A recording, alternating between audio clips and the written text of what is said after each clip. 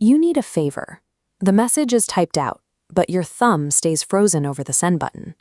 Your brain is already scanning for any possible way to solve the problem yourself, even if it takes twice the effort. This hesitation is a strange outlier in human history. For thousands of years, our survival depended entirely on the group. Sharing food, building shelters, and protecting one another wasn't optional. It was the primary strategy that kept the species alive. Yet, even with that deep history of cooperation, asking a friend for a simple lift to the airport can trigger a full-scale fight-or-flight response. Psychologists categorize this specific tension as help-seeking guilt. It is a predictable cognitive bias that skews our perception of how we interact with others. We feel this guilt because our internal social compass is miscalibrated. We look at the request and see a high price tag, while the person we're asking sees something else entirely. To understand why this happens, we have to look at the act of asking from two completely different perspectives. First, we have the asker. When you're the one in need, your mind often functions like a closed loop, focused entirely on potential conflict. This leads to cost overestimation. You take 5 minutes of effort and mentally expand it into an hour of grueling work. You assume your request will be the specific thing that ruins someone else's afternoon. Beyond the time commitment, we also fear the social cost. We worry about looking incapable, or becoming a burden, or receiving an obligated yes. In this mental model, the scales tip instantly. A minor favor grows into an unbearable weight we drop on someone. This calculation is performed in an isolated system, based entirely on your own fears, without any feedback. The result is a phantom burden. You feel the weight of an imposition that, outside of your own head, hasn't actually happened yet.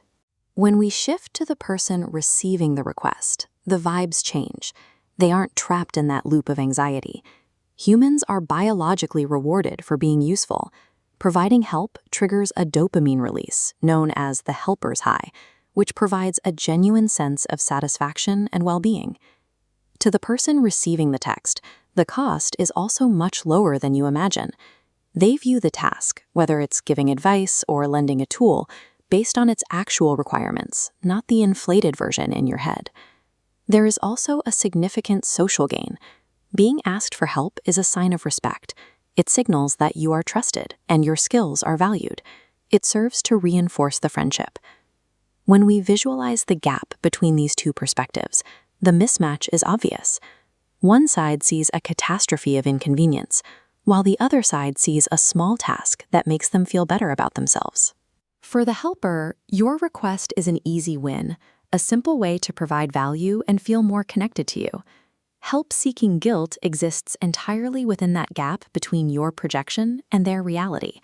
It's the friction caused by trying to guess someone else's feelings using your own anxiety as a guide. To resolve this, we have to stop measuring our own needs against a set of imaginary social punishments. Asking for help is an active invitation for connection. It provides the other person with the opportunity to exercise their own altruism and strengthens the communal ties that we've relied on for millennia. Returning to that moment of hesitation, the situation looks different when you account for the helper's perspective. Once you realize that your request is likely to be met with a positive biological response rather than irritation, the phantom weight of the favor begins to dissipate. Pressing send signals a level of trust that allows a social connection to function. It's a fundamental expression of how we rely on each other,